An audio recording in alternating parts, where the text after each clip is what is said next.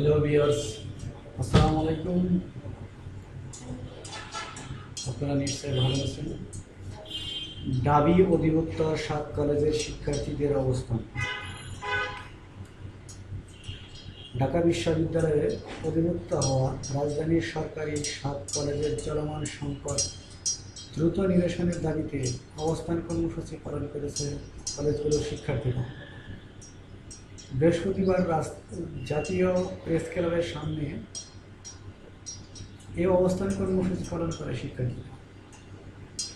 অবস্থান কর্মসূচিতে বক্তারা বলেন, সদ্য জাতীয় বিশ্ববিদ্যালয় হতে ঢাকা বিশ্ববিদ্যালয়ে অধিভুক্ত হওয়া ঢাকা শহরের সরকারি 7টি কলেজের চলমান সংকট নিরসনের দাবিতে 21 মে বিশ্ববিদ্যালয়ের উপাচার্য বরাবর স্মারকলিপি প্রদান করেছি।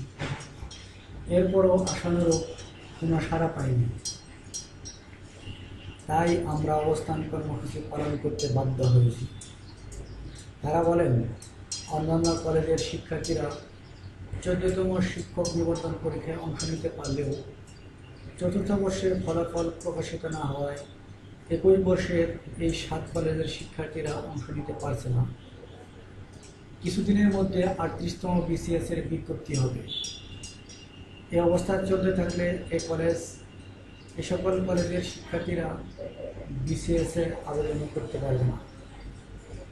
এ সময় তারা বেশ কয়েকটি দাবি উপস্থাপন করেন। দাবিগুলোর মধ্যে রয়েছে অধিভুক্ত হওয়া কলেজসমূহের ব্যাপারে নীতিমালা প্রণয়ন এবং প্রকাশ, শিক্ষার মান উন্নয়ন এবং সেশন নিরসনের যথাযথ ব্যবস্থা গ্রহণ করা, সঠিক সময়ে পরীক্ষা গ্রহণ এবং নির্বিঘ্নে ক্লাস পরিচালনার জন্য আলাদা আলাদা ভবনের ব্যবস্থা গ্রহণ করা। গত 16 ফেব্রুয়ারি ঢাকা বিশ্ববিদ্যালয়ে অধিভুক্ত হয় রাজধানীর 7টি কলেজ। এগুলো হলো ঢাকা কলেজ, ইডেন মহিলা কলেজ, সরকারি শহীদ সোহরাওয়ার্দী কলেজ, কবি নজরুল সরকারি কলেজ, বেগম বদরুন্নেসা সরকারি মহিলা কলেজ, মিরপুর সরকারি বাংলা কলেজ ও সরকারি তিতুমির কলেজ। ঢাকা বিশ্ববিদ্যালয়ে অধিভুক্ত হওয়া রাজধানীর 7টি কলেজের শিক্ষার্থীরা অসন্তোষ প্রকাশ করেছেন। শিক্ষার্থীদের অভিযোগ, ঢাবির অধিভুক্ত হওয়ার পর নানা সমস্যা ও সংকটে পড়েছেন তারা।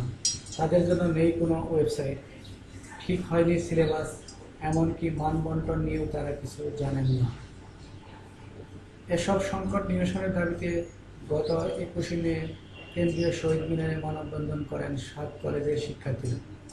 এরপর দাবি উপাচার্য বরাবর স্মারকলিপি প্রদান করে। এরপরও কার্যত কোনো ফলাফল না দেখে শিক্ষার্থীরা আজকের অবস্থান কর্মসূচি পালন করেন। ভিডিওটি দেখার জন্য সবাইকে ধন্যবাদ। আমার এই ভিডিওটি যদি আপনাদের ভালো লাগে তবে অবশ্যই লাইক, শেয়ার, কমেন্ট করতে ভুলবেন না। আর অবশ্যই আমার চ্যানেলটি সাবস্ক্রাইব করে রাখবেন পরবর্তীতে ভালো কোনো নিউজ এবং ভালো কোনো ভিডিও পাওয়ার জন্য। আজকের মতো এখানে শেষ করছি।